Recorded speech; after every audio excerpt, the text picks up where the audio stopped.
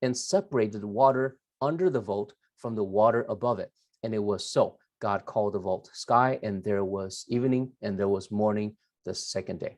So this is from a picturesque standpoint. Let there be a vault between the waters to separate water from water. This is, you see, the early people, they have this understanding of water in the sky, and there's water beneath. Water beneath is what we call sea and lakes and so forth. And above the vault, above the sky, are these water, where water come from, and these are the clouds and storm, and that's how they see day two. So God made the vault and separated the water under the vault from the water above it. Okay, so there it goes. And what's interesting, in day two, he didn't say it was good. God called the vault sky, and there was evening, and there was morning the second day. So it's just naming them, it was a big deal. So that was enough for day two. So you have water above the sky, and there's also water beneath. So these clouds and seas and lakes and so forth. And the third day, is broken up to two parts. One part was the space, and then also the vegetation that came out of it. And verse 9 says, and God said, let the water under the sky be gathered to one place, and dry land, ground appeared, and it was so. God called the dry ground land, and he gathered waters he called seas, and God saw it was good. Again, the word land is the same word as earth. Okay, so he called this earth, this land or dirt, he separated the water from the dirt or the land. Okay, so here's a picture approach. So you have sea on the one side, and then you have land on another. Let the water under the sky be gathered one place, and let dry ground appear. And so that's what happened. And then later on, okay, yeah, there was something in between, and God saw that it was good. God saw the dry ground land, he called the dry ground land, and the gathered water he called seas. And then we see the part two of day three. Part two of day three, then God said, let the land produce vegetation, seed-bearing plants and trees on the land, and that bear fruit with seed in it, according to their various kind. And it was so. The land produced vegetation, plants bearing seed according to their kinds, and trees bearing fruit from seed in it according to their kinds. And God saw that it was good. And there was evening, and there was morning the third day. And there was an emphasis, if you see that over and over again from this day forward, each according to its kind, it's important to God.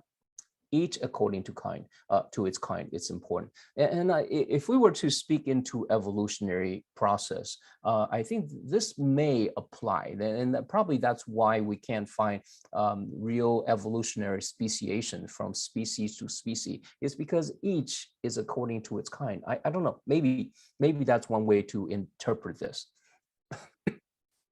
All right. So this is what God said. And then this is what happened. So the land produced vegetation, plants bearing seed according to their kind. And the key thing to note here is that he mentions seed-bearing plants. He's not talking about all plants. He's talking about seed-bearing plants. Of course, other plants, I'm assuming it's in place. But you must think about, why does he talk about the seed-bearing plants in particular? He didn't talk about the giant sequoias. He didn't talk about the ficus, but he talks about these fruit-bearing plants. And you can just correlate that with, of course, food and so forth. You know, it's God is preparing a place specifically for purpose, and the emphasis of seed-bearing plants, obviously, it has its purpose. Okay, so let's move on. And God saw that it was good, and there was evening, and there was morning, the third yom. All right. The fourth day, it's a longer reading, and I'm going to read really fast, and so we can get into the focus of this thing. And God said, "Let there be lights in the vault of the sky to separate the day from the night, and let them serve as signs to mark sacred times and days and years, and let them be lights in the vault of the sky to give light on the earth." And it was so. God made two great lights, the greater light to govern the day and the lesser light to govern the night. He also made the stars. God set them in the vault of the sky to give light on the earth, to govern the day and the night, to separate light and darkness. And God saw that it was good. And there was evening and there was morning the fourth day. Now, I have to note here, there seemed to be a confusion. What is a confusion here? Where is the sky that they're talking about? If it's in day one, there was a separation of light from darkness. And there he also, using that separation, he created a space, okay? This space in light and darkness. But there's also, he created the sky between water to water. Okay, so what is he referring to? Obviously, there's a confusion because in the mind of early humanity, there was no differentiation between the sky up between the clouds and sky above, because it's hard for them to differentiate the two. And so there's ambiguity here in the text in describing these spaces. Okay, so let's go to because they're limited in their understanding. So there's no differentiation here. So let there be light in the vault of the sky, and we go back to day one. Here you have light and darkness, and that's when God filled it with two great lights, the moon and the sun. And of course, the greater light to govern the day and the lesser light to govern the night. And then he goes on to give us the sky, the stars. He also made the stars. Okay, so he used day one to fill all those, stars and planets and so forth to fill the sky, and that's day four. And God saw that it was good. God set them in the vault of the sky to give light on the earth, to govern the day and the night, and to separate light from darkness. And God saw that it was good. And there was evening and there was morning, the fourth day. To the survival of humanity, we must recognize the sun and the moon is essential. And the way they live from season to season, from generation to generation, all these are very, very important things and themes throughout humanity. In the early days, men use the stars and the formations in their study of astrology. They can tell, which way to go, north and south and so forth. Okay, and the fifth day, and God said, did I say astrology or astronomy? It may be astrology and astronomy in the early days. And God said, let the water teem with living creatures, and let birds fly above the earth across the vaulted sky. So God created the great creatures of the sea and every living thing with which the water teems and that moves about in it according to their kinds, and every winged bird according to its kind. And God saw that it was good. God blessed them and said, be fruitful, increase in number, and fill the water in the seas, and let the birds increase on the earth. And there was evening and there was morning, the fifth day. Okay, we're almost done with Genesis here. So take a look. This is our separation, water from water, and sky is in the middle. So God said to let it be teeming with living creatures, and it was so. You got birds, you got the ocean filled with all kinds of living creatures, and it was good. And God said that it was good. God blessed them and said, be fruitful, increase in number, and fill the water of the sea, and let the birds increase on the earth. And there was evening and there was morning, the fifth yom. All right, this is probably the epitome of God's creation in day 6. So day 2 was to fill, what happens in day 5, filled in day 2. So now we're looking at day 6, part 1. And God said, let the land produce living creatures according to their kinds, the livestock, creatures that move along the ground, and the wild animals, each according to its kind. And it was so. God made the wild animals according to their kinds, the livestock according to their kinds, and all the creatures that move along the ground according to their kinds. God saw that it was good. All right, so this is what God said, and this is what happened. So the land produced all kinds of animals.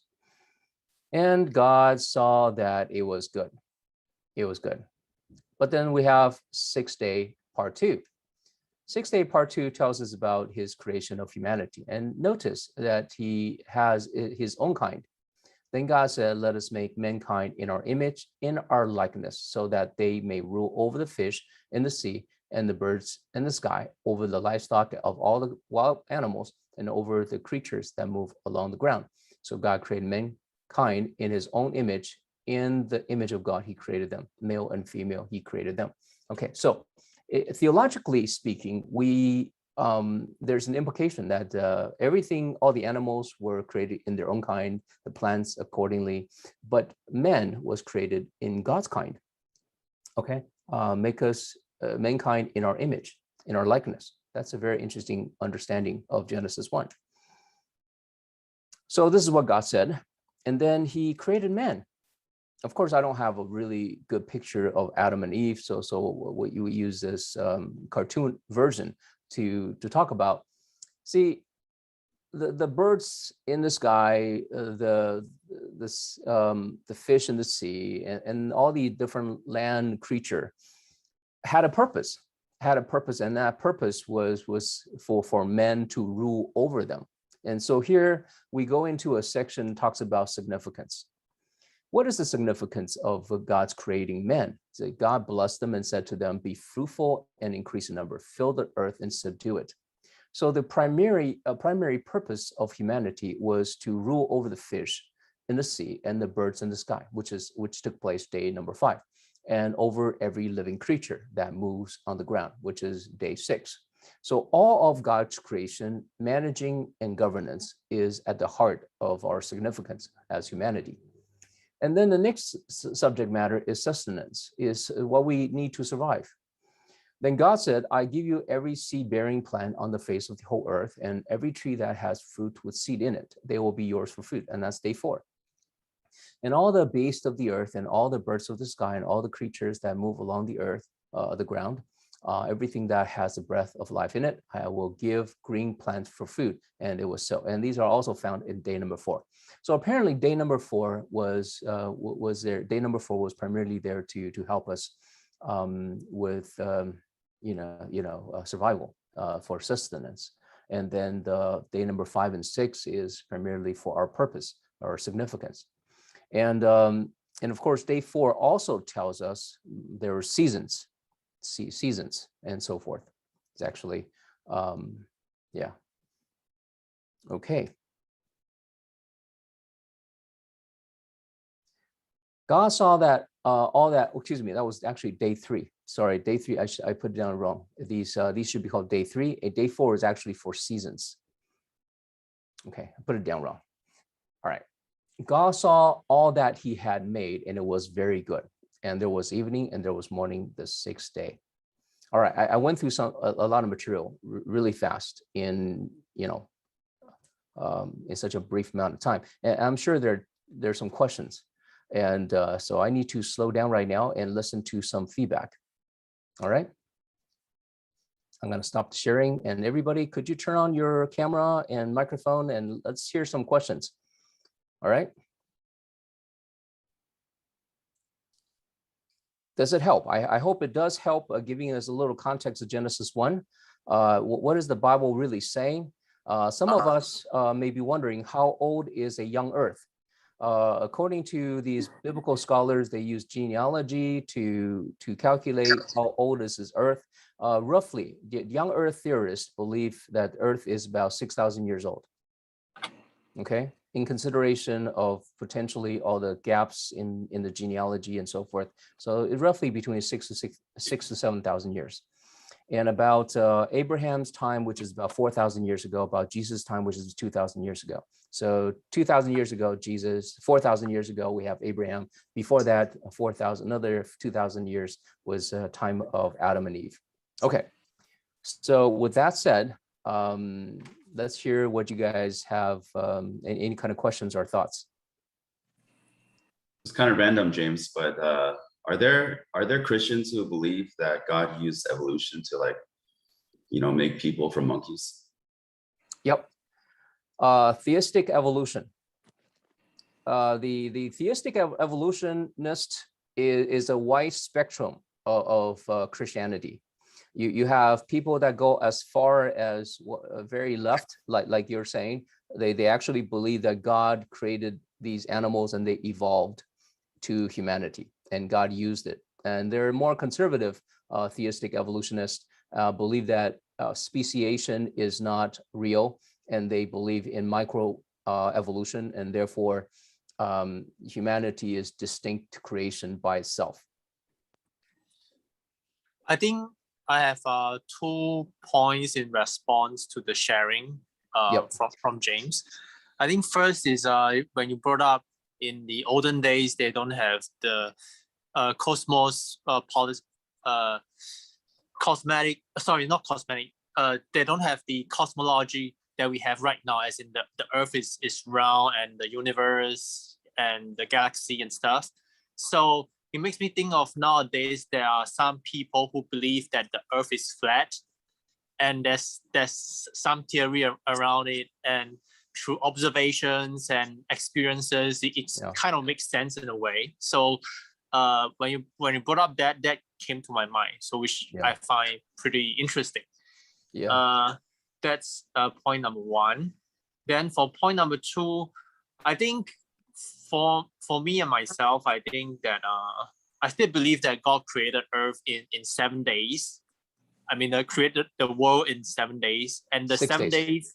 Sorry, the 6 days, and the 7 days. That's right. He went on a rest is the Sabbath. So the days is it's indeed 24 hours. I mean, that's what I believe.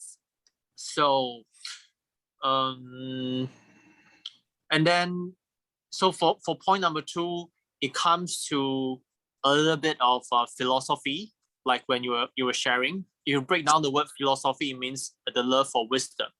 And then you look into university, which is everybody knows what it is. But the teaching of university is for us to discuss about the universe. But before we can discuss the universe, we see things as humans. So that's where philosophy comes in. And indeed, through different stage and era, philosophy, the teaching of philosophy and university may not come in closely with the teaching in the Bible. No. So I think it's pretty interesting to hear you go through the details of Genesis and again. Yeah, I think, Adrian, I appreciate your comment. It is true that there are a lot of good 6-day theologians. My point in sharing this with you is that the Bible is not that clear about what 6 day is. The Bible is not emphasizing it's a 6-day creation. We do that because, at least for me, I like to believe 6-day creation because it's easier to understand. Day 1, day 2, day 3, day 4, day 5 in a 24-hour fashion. But because it's an oral tradition, is taught as it's a story. It's a story taught, passed from generation to generation. Simplicity is important. So you have consistency in the storytelling, and it's not meant to inform us as to how long was the creation and how was it done. It was more so to tell us how this creation was God creating a place for us to dwell with him in fellowship. So I appreciate that. Thank you, Adrian. It's very good thoughts. Sure. Somebody asked a question in Chinese. 如果创世纪这样叙述哈，天与地感觉它还是以地球的角度来观看宇宙。So the question is, if Genesis was describing such heaven and earth, it looks like it's come from a perspective that's from Earth in looking at the universe. It is true. I have to agree with you, because when you're dealing with humanity, there's only one perspective. And we try as hard as we can, even with our current cosmology, even our understanding the universe. As far as we can go is the Hubble telescope. Okay, we can't go further than that. And even Hubble telescope is informing us how we are to look at the universe outside of us. We have a hard time understanding coming in. And so humanity, we have to say that in one sense, our science and philosophy only can instruct us from one perspective, from a human perspective. And human lives on earth, therefore we can only see things from our standpoint. Even our understanding of God, it's never from God's perspective. Rarely do we get a God's perspective, like Genesis 1, for instance. God is describing to us what that is. But it's rare that we understand anything from outside of humanity. It is very earth-centric, because as soon as we see from Genesis 1, we have a summary, and right away it goes to talk about the land. The first thing is that right away, God created the heavens and the earth, and the earth. He didn't talk about the heavens. He didn't talk about the all the potentials of the universe. He went right into talk about earth, because the land is what the humanity were concerned about. Even today, why do you think Taiwanese people care so much about buying land? Okay, why do we need to buy our own homes? I mean, it's interesting. The land is so important. And then it talks about how think about the Israelites. They were wandering in the wilderness. They were nomads for a long time, And for them, it was very significant that they finally found the land of the promise. It was so important that they go to this land of the promise, and that they grow out their civilization from that place. So this is a very centric to our human understanding what land is and how significant that is to us. Thank you for your question, Carol. There's a question from Jono. Let me see. If kids are learning about evolution in school, how should we guide them to think about that, engage with their teachers and classmates? I personally think, because we are living in a very pluralistic world, I feel as parents, we need to get back into the Genesis story, and not so much in the storytelling part of it, but into its in its culture and tradition. For example, are we telling the same stories at home? Do we have an oral tradition at home where we pass on our knowledge to our children? I think that's important, and that's part of the disciple training and discipling our own children. I feel that we've detached ourselves from the educational process. Learning has become independent from family and from the church, from the community, and we allow an institution like educational institution to educate our children, and they're going to places that I can tell you, not where we want them to go. Now, whether it be private or public school, it's better. I prefer the biblical model, which is parents teach our own children some of these core values of life. They're going to go to school and learn everything else, but I think we need to be the ones discipling our children on truth and faith in God. So that's something, just my personal perspective. And I know I'm not a perfect parent by far, and I can't be that role model for everyone, but I would love to help facilitate helping parents so we can teach our children some of these very important doctrines. Okay, more questions. I think people are more comfortable in this new cosmology to use our finger to do the talking than actually asking questions. Okay, here it goes on. So I was wondering, James, Yep. Since you presented a lot of different ideas about evolution, not evolution, about creation, that different biblical theologians have, they're split in their views. That one of it is that God's not really clear, like, to us, but the point is that he created the heavens and the earth.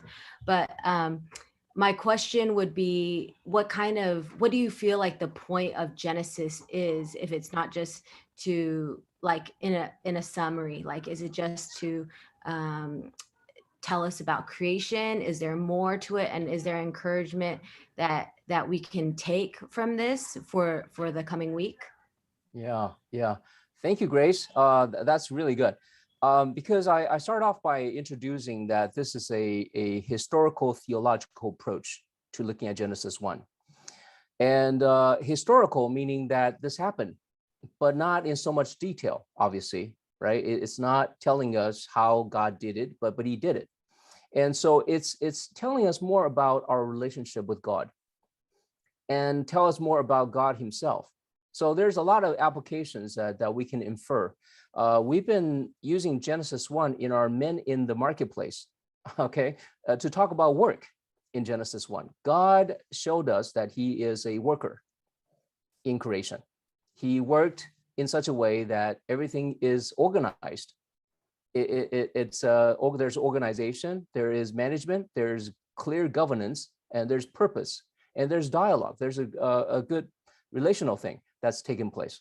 Now, if I were to emphasize anything at all today about Genesis 1, because it is a plethora of the whole Genesis 1 is kind of like, it's a beginning that tells the rest of the story of Genesis and the rest of the Bible, actually. So it's everything that you want to find other than the redemption theme, you can find about humanity, the way we live our life. How should we live our life can be found all the way in Genesis 1. And so there's plenty to share. But then let me emphasize one thing is that God took careful preparation to prepare a place for us to fellowship with him. And that is still the case today. God is always preparing a place for us to meet with him. And that's the intervention part of God. God is actively participating in preparation for a place for us to fellowship with him. And the church is one of those places. And I don't mean church as a location, but I mean church as a body. Okay. So that would be something we can walk away with today, but I'm not sure there's much more. It's just so much in Genesis 1.